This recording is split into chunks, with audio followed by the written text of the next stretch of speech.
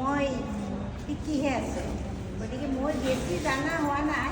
তথাপিতো মই অধমক যে আপোনালোকে এইবাৰ দিহানাম সংৰক্ষণ মঞ্চৰ ফালৰ পৰা সন্মান এটি যাচিলে তাৰ বাবে ধন্যবাদ, বহুতেই ধন্যবাদ।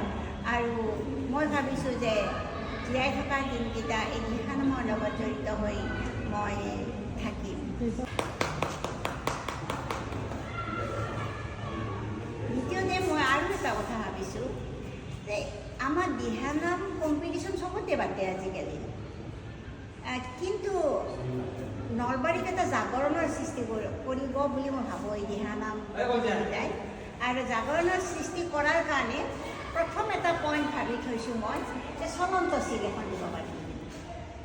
আমি 2 বছৰত পাতিলে সেই চিলখন আমি এবছৰহে দিম, তেখেতক এবছৰৰ কাৰণে দিম। যিগৰাকীয়ে পাব আইগৰাকীক এবছৰৰ কাৰণে দিম। যিটো প্ৰথম হ'ব দল, তেখেতসকলক আমি চলন্ত চিল দিম। নাজানো ভাল হয়নে নহয়, কিন্তু মই ভাবোঁ তাৰমানে এটা আমাৰ নলবাৰীত ইমূৰৰ পৰা সিমূৰলৈকে এটা নাম হ'ব আৰু চিলখন আমাৰ কালেকশ্যন কৰা এটা কাম থাকিব।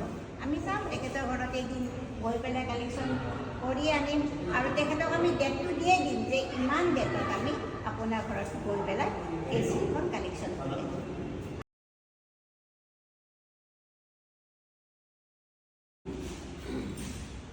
প্ৰতিযোগিতা পাতিম বুলি আশা কৰিছে ৰাজবংশীদেৱে, এটা ভাল কথা কৈছে, মই সেইটো ছাপোৰ্ট কৰিছোঁ যে পুৰস্কাৰ কেইটামান বঢ়াব লাগে।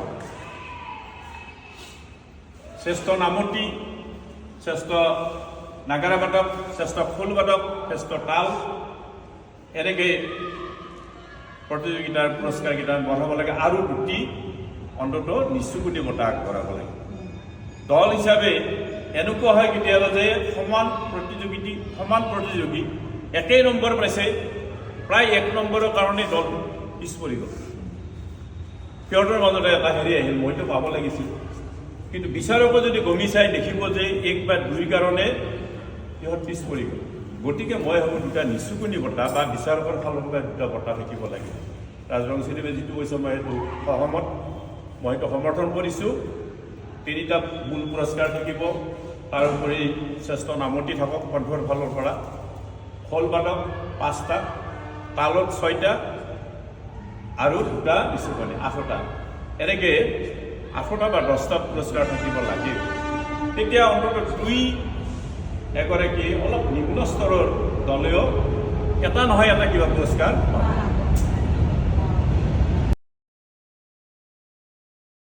মই ভাবোঁ যে অসম ভিত্তিত নকৰি আমি জিলা ভিত্তিত আমাৰ প্ৰতিযোগিতা দিহানামৰ প্ৰতিযোগিতাখন অনুষ্ঠিত হ'ব।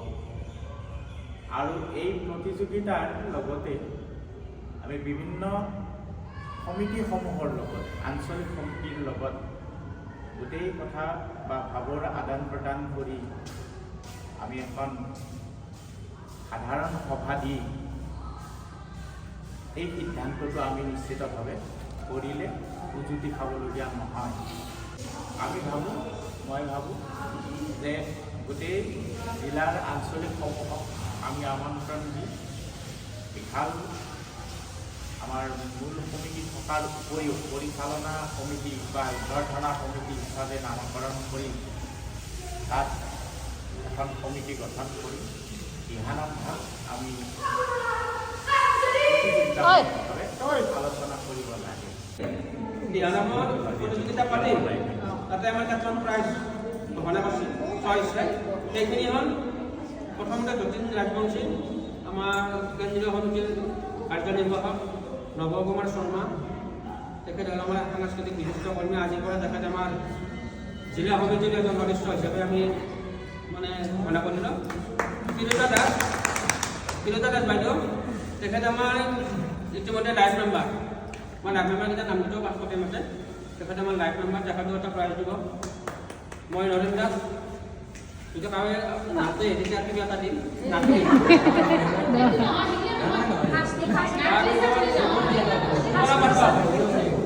ডক্টৰ সুবৰ্ণা পাঠক বাইদেউ, তেখেতেও এটা প্ৰদান কৰিব। আমাৰ সহকাৰী সম্পাদিকা উষা দেৱী বাইদেউ আৰু মনা বাইদেউ, তাৰপিছত আৰু এটা পালোঁ আমি নিলিমা ৰাজবংশী, এইখিনি পালোঁ।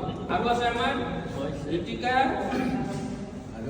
আৰু আমাৰ ৰঞ্জু, ঋতিকা দাস আৰু ৰঞ্জু দত্ত, তেখেতসকলে এটা ঢোল তৃতীয়ভাৱে দিব। আৰু যদি কোনোবাই আমাৰ আলোচনা ফলপ্ৰসূ হ'ব।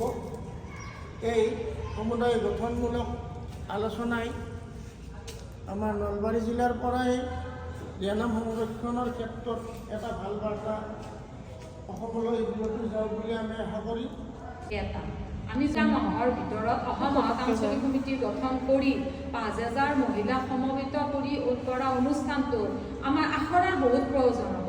গতিকে আখৰা অবিহনে একো কৰিব নোৱাৰোঁ, সম্পূৰ্ণ আখৰা হ'ব লাগিব।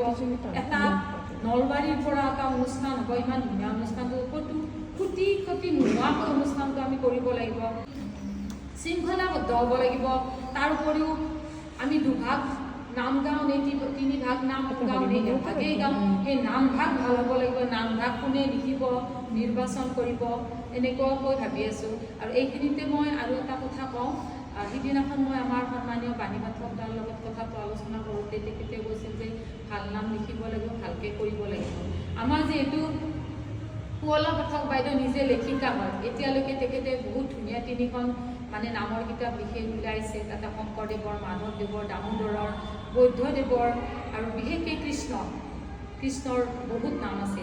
বাইদেউৰ নামবিলাক চায়ে থাকোঁ, আমি কিবা কিবি কৰি আছোঁ বাইদেউৰ লগত, আমি এনেই বহিও থকা নাই বাৰু। গতিকে বাইদেউৰ সেই কিতাপৰ পৰাও নাম হওক, আৰু নতুবা বাইদেউহঁতো তাতকৈ আকৌ কিবা এটা নাম ভালকৈ লিখি উলিয়াব পাৰি। গতিকে এটা নাম কিন্তু বাইদেউৰ হ'ব লাগিব, মই এইটো কথা ক'লোঁ। গতিকে এটা শুৱলা বাইদেউৰ লিখা নাম হ'ব, আৰু বাকী নাম কি হ'ব কি নহ'ব সেইটো মই নকওঁ, আমাৰ যতীন দাহঁত আছে, যতীন দাহঁতে এতিয়া বহুত ভালকৈ জানে। গতিকে তেখেতসকলে এইটো কথা ক'ব। গতিকে 5,000 মহিলাই দি কৰা অনুষ্ঠানটো আমি কিন্তু এনেকৈ কৰিব লাগিব, আঞ্চলিক সমিতি গঠন কৰিবই লাগিব। নলবাৰী জিলাৰ আমাৰ যিকেইটা সমষ্টি আছে সেই সমষ্টিৰ অন্তৰ্গত আঞ্চলিক সমিতি গঠন কৰি প্ৰত্যেকখন আঞ্চলিক সমিতিৰ প্ৰত্যেকটা সমষ্টিৰ মানুহ ইয়াত হ'ব লাগিব। আৰু বিধায়কে এটা কথা কৈছে যে অনুষ্ঠানটো কিন্তু হৰি মন্দিৰ